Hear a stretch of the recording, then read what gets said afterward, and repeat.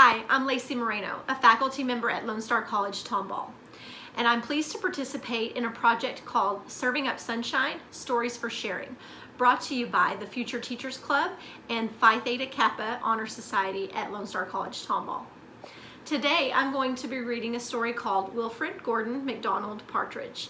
This is one of my favorite stories, and I used to read it each year to my own students in my own classroom. This story was written by Mem Fox, which means she's our author. Authors write the words for stories.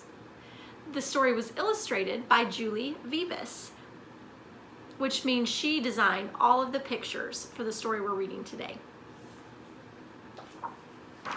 Let's go ahead and get started. There was once a small boy called Wilfrid Gordon McDonald Partridge, and what's more, he wasn't very old either. His house was next door to an old people's home, and he knew all the people who lived there.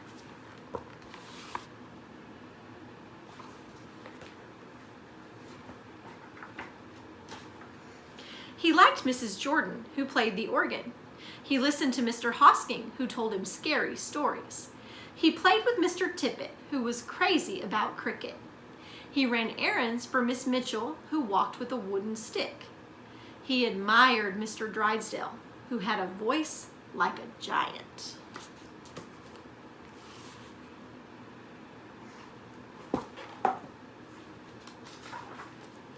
But his favorite person of all was Miss Nancy Allison Delacourt Cooper, because she had 4 names just as he did.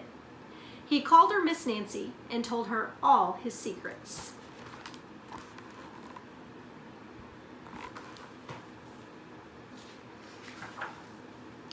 One day, Wilfrid Gordon heard his mother and father talking about Miss Nancy. "Poor old thing," said his mother. "Why is she a poor old thing?" asked Wilfrid Gordon. "Because she's lost her memory," said his father. "It isn't surprising," said his mother. "After all, she is 96. "What's a memory?" asked Wilfrid Gordon. He was always asking questions. "Well, it's something you remember," said his father. But Wilfrid Gordon wanted to know more, so he called on Mrs. Jordan, who played the organ. "What's a memory?" he asked. "Something warm, my child, something warm."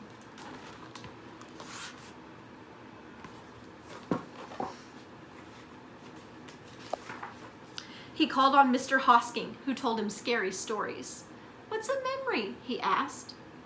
"Something from long ago, me lad, something from long ago."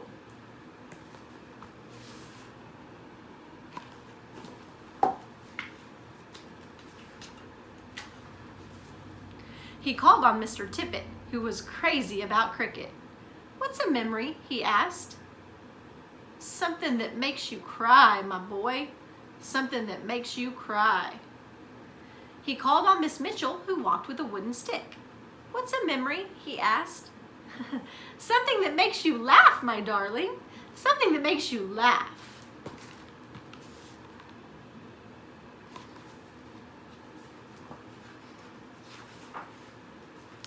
He called on Mr. Drysdale, who had a voice like a giant.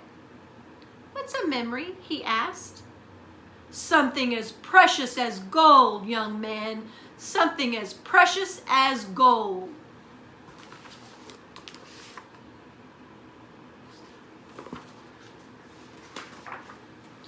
So Wilfrid Gordon went home again to look for memories for Miss Nancy, because she had lost her own.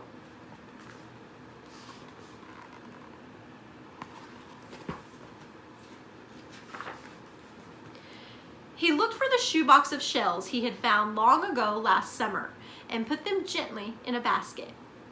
He found the puppet on strings, which always made everyone laugh, and he put that in the basket too. He remembered with sadness the medal which his grandfather had given him, and he placed it gently next to the shells.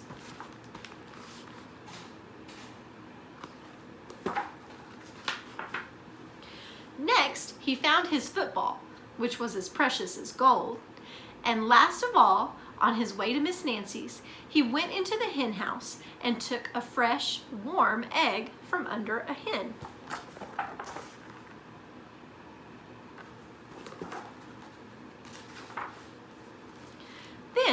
Wilfrid Gordon called on Miss Nancy and gave her each thing one by one. What a dear, strange child to bring me all these wonderful things, thought Miss Nancy. Then she started to remember.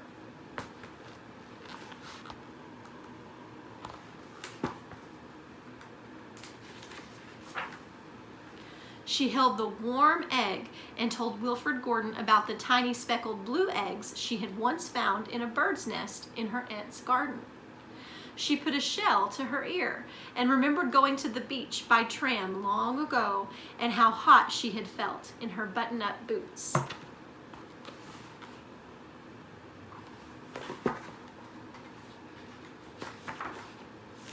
She touched the metal and talked sadly of the big brother she had loved who had gone to war and never returned. She smiled at the puppet on strings and remembered the one she had shown to her sister and how she had laughed with a mouthful of porridge.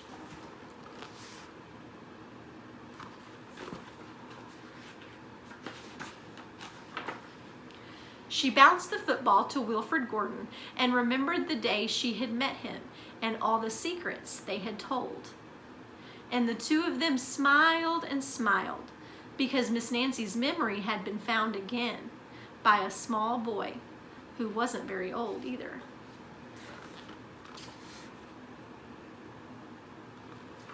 And that's the end of our story. I hope you enjoyed it, and I hope you're able to make new memories of your own with your family at home right now.